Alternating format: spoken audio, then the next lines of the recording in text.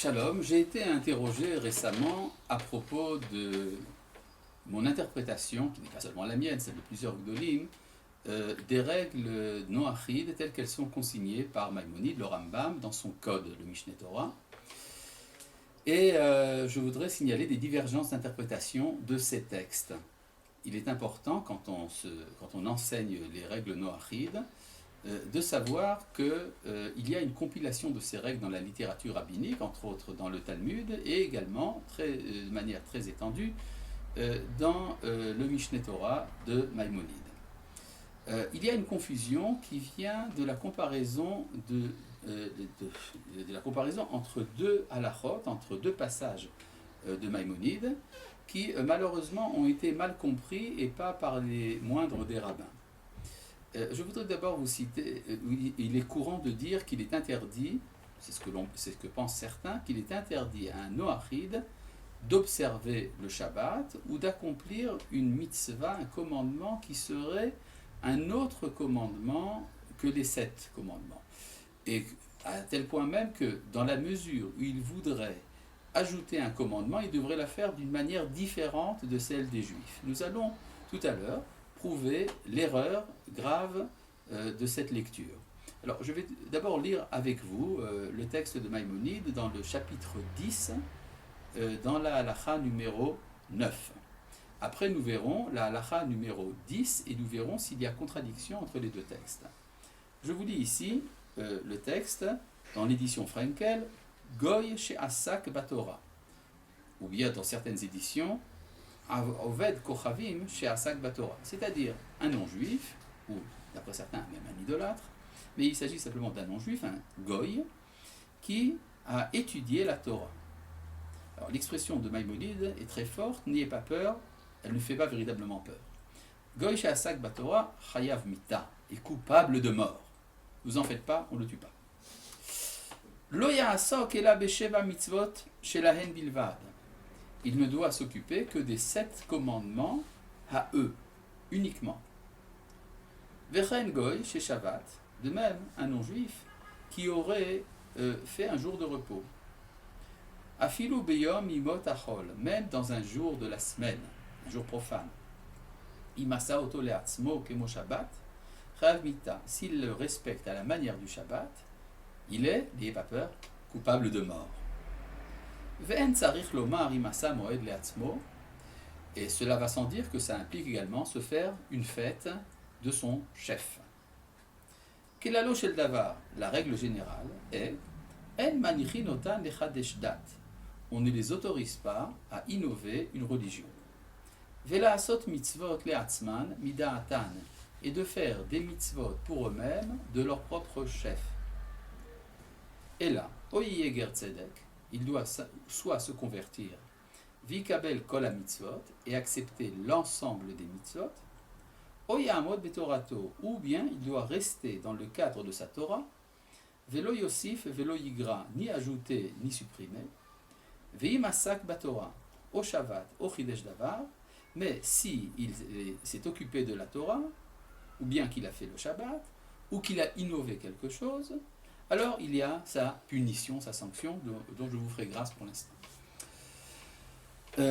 Donc ça voudrait dire, si on va très sérieusement selon le Maïmonide, que le goy qui aurait fait une mitzvah supplémentaire serait coupable.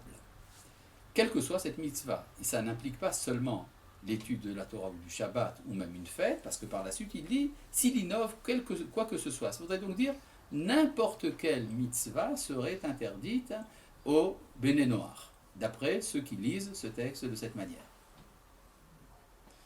Là arrive immédiatement le texte qui dit exactement le contraire. Je lis ici dans la halakha numéro 10. Ben Noach, sheratza la'asot mitzvah mish'ar mitzvot haTorah kedei lekabel sachar. En monin oto la'asot ota ki ilchata. Un fils de Noé qui a voulu faire une mitzvah des autres mitzvot de la Torah afin d'en être récompensé, on ne l'empêche pas de l'accomplir selon les règles de la halakha. Alors c'est quoi des autres mitzvot? Alors certains ont pensé que ça voulait dire autre que le Shabbat et la Torah. Mais c'est absolument insoutenable cette lecture, pour une raison très simple, c'est que Maïmonide n'a pas seulement interdit le Shabbat et la Torah dans la halakha précédente, il a interdit toute mitzvah. Donc c'est quoi ce qui reste? C'est équivalent à zéro. À moins qu'on admette, ce qui est absolument logique, le reste des mitzvot, c'est-à-dire en plus des 7, donc y compris le Shabbat et l'étude de la Torah. Comment concilier les deux textes? Eh bien c'est très simple, il faut simplement savoir lire le premier mot du texte. Le premier mot dans la halakha précédente qui interdit l'accomplissement des mitzvot concerne celui que Maïmonide appelle le goy, tandis que la halakha qui autorise à rajouter des mitzvot concerne celui que Maïmonide appelle le ben noach. Et la différence est très claire. Le goy est celui qui n'a pas accepté formellement les 7 commandements noachides. Donc si quelqu'un n'a pas accepté de ne pas voler, ou de ne pas tuer, ou de ne pas être débauché, et qu'il veut agiter un loulav, on lui dit c'est une abomination. Mais le ben noach est celui qui a accepté devant un tribunal les 7 commandements noachides, et qui, une fois donc que nous sommes assurés de sa qualité morale et de son appartenance sérieuse à la loi noachide, il peut en rajouter autant qu'il le désire.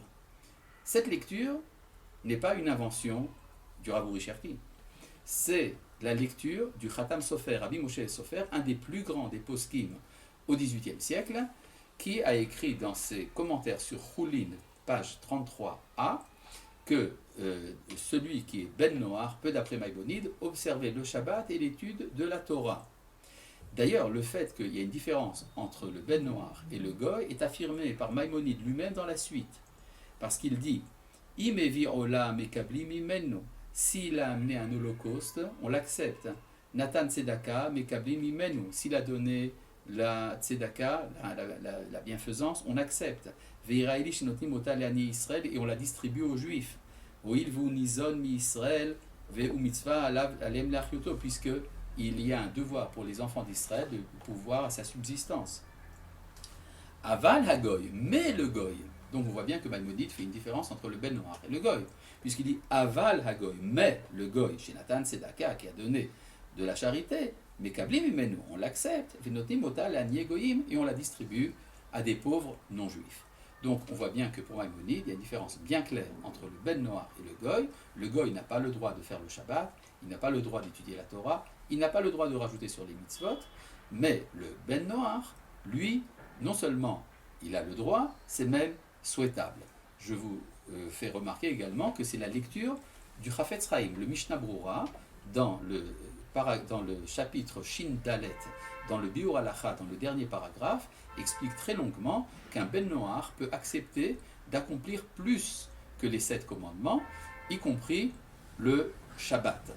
D'ailleurs, ça a été compilé et confirmé également par le Rav Chaim Kanievski, un des grands poskim de la ville de Bnei Brak, appartenant au mouvement Haredi, et qui lui aussi considère qu'un ben noach peut accomplir le Shabbat. Cette opinion m'a été également confirmée par un des plus grands des poskim de Jérusalem, le Rav Avigdor Neventzal, qui est une autorité mondiale de la halakha. Donc ça c'est pour ce premier point en ce qui concerne le Shabbat et l'étude de la Torah. Pour ce qui est de la circoncision, on m'a fait remarquer que d'après Maïmonide, il serait interdit à un non-juif de se faire circoncire, bien que dans les règles de la circoncision, au chapitre 3, à la halakha tête, à halakha 9, le Rambam est dit expressément qu'un non-juif peut faire la circoncision. Ce texte a été interprété par un des grands poskim d'Amérique, le Igrot Moshe, le Rav Moshe Feinstein, cité par un de mes correspondants, comme concernant uniquement celui qui serait en cours de conversion et qui voudrait se circoncire avant la conversion. Alors, c'est souvent repris. Le problème, c'est que le Rav Moshe Feinstein ignorait une teshuva, une responsa express de Maïmonide, dans lequel il dit que si les non-juifs veulent faire la circoncision pour la mitzvah, pour faire le commandement de Dieu, ils le peuvent, même s'ils restent dans leur gaïout, c'est-à-dire dans leur état de non-juif. C'est ce que dit en toutes lettres le Maïmonide dans un texte que ne connaissait pas le Rav Moshe Feinstein. Donc nous sommes dispensés d'accepter l'opinion du Rav Moshe, étant donné qu'il ne connaissait pas ce texte. Maintenant, pour ce qui est d'additionner un commandement, mon correspondant m'a fait remarquer que ils n'ont pas le droit d'accomplir les mitzvot à la manière des juifs. C'est une mauvaise lecture du mot mida'atan. C'est-à-dire que quand le Maïmonide nous dit, même pour le goy qui n'ont pas le droit d'ajouter des mitzvot, mida'atan, selon leur opinion, ça veut dire que si les rabbins leur donnent des instructions comment accomplir les mitzvot, même le goy qui n'est pas encore ben noir peut le faire, mais uniquement assujetti à l'instruction rabbinique. C'est exactement ce que dit Maïmonide. Donc je pense avoir réfuté ici l'ensemble des objections qui m'ont été faites récemment à propos de l'orthodoxie de mes opinions halachiques. Shalom.